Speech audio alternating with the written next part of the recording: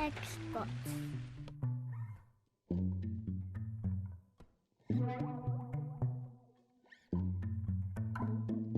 If you're looking for parts for this laptop, go to our website and use this coupon for a 5% off discount. The first thing you want to do is unscrew and remove the access door.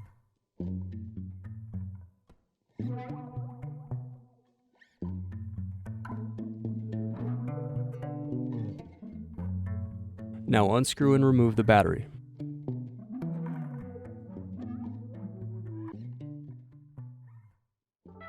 Thanks for watching. Don't forget to like and subscribe if you enjoyed this video. And if you need more, check out this playlist to watch other tutorials for your laptop. You can also click here to find parts for your laptop at partspeople.com.